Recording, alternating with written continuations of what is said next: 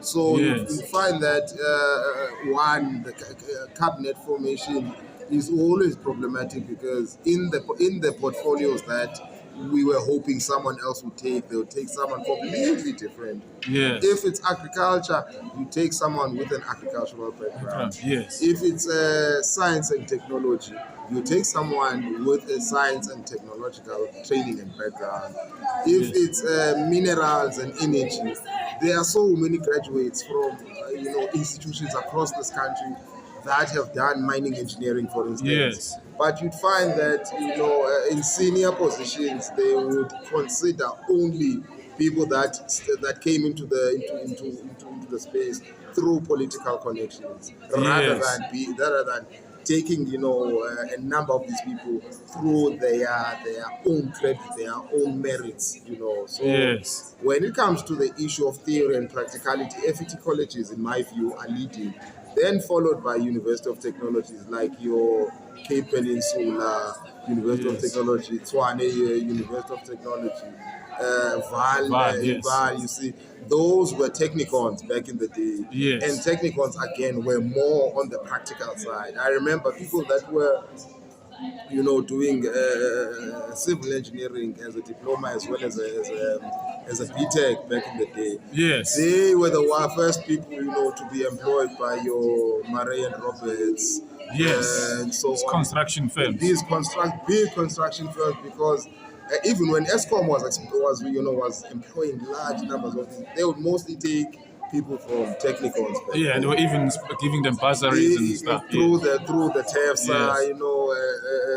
model, which is what now has become NSFAS anyway. Yes. So I think when Professor Kada Asmal, who was the Minister of Education, I think from Back then, 2004, when he merged technicons and universities, his idea was that he was trying to introduce a more practical setup for the theory that is offered by university. Yes, to balance it out.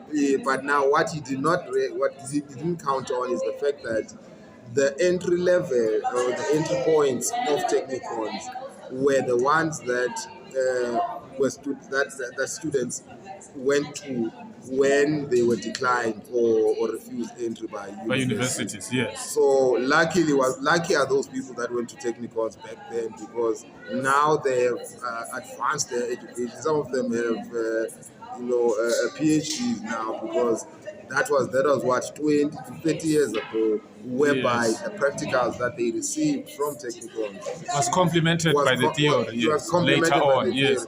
As opposed to someone that sits for 4 years at university, and then now they spend another 4 years at home, because they were in the hope that if I get this construction management degree from Wits University that I've set for 4 years, I'm going to get a job. But yes. How many of you are like that? How many students that come from UP, from Stellenbosch, from Nelson Mandela University, from Rhodes, from WUSU, from University of Natal, from Venda, from UCT, from UWC, that are exactly in the same situation as you are, that come with degrees of theory?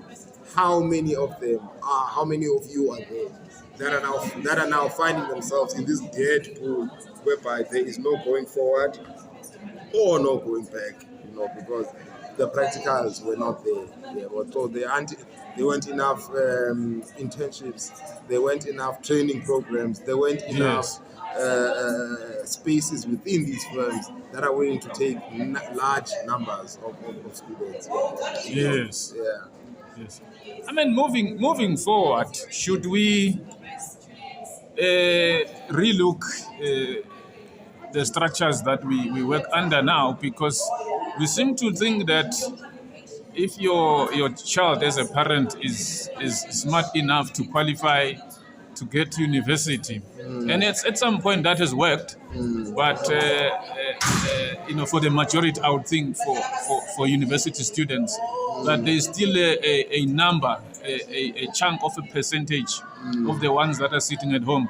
Should we then, as parents, look at it and say we need to balance it out, maybe look at the practical side of things and then end with theory, or how do you look at it moving forward? Because surely certain things are not working. Look, I mean, it starts from basic education as it is. In Mozambique, in Angola, they teach, they've been teaching their children from basic education up, Yes. in fact, foundation phase until high school. They've been teaching them Practicals, yes. all these practicals. If a child has got a skill in motor mechanic or motor car assembly, yes, then that is actually where the direction of the Mozambican government is, whereby they are not breeding a generation of theorists, but a Yes. generation of practicality. yes, So that is one of the things I'd say we are needing so much in South Africa. Yes, we've got science and technology introduced in certain schools, but again, these kids only get to study that towards their end of high school. If you are studying it at grade 10, that's a bit late in my book. You should have studied it many years ago. it's great, yeah. Similar as it is. Grade 8. Yes, Yes. in the same pattern as you were doing maths, as you were doing science, as you were doing Yes. geography, which is only limited now. Doing history, aside languages, doing history, doing what we call biology. You find some of these kids saying that I had no intention of using biology. I had intentions of, being an electrical engineer. So if they were taught that throughout their time in school, by the time they make that decision for university, it would be easier for them. You see. They wouldn't be having to rely on internships as well as external practicals outside Yes. the institution.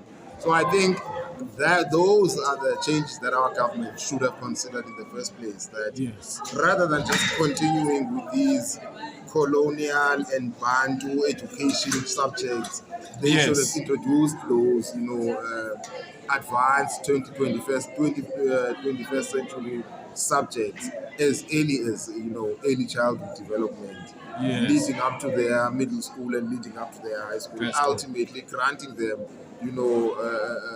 an exemption to enter university. Absolutely. Yeah, Absolutely. Yes, we are about to wrap, my brother. I want us, to talk about the importance of African spirituality, and just for you to encourage the youth, and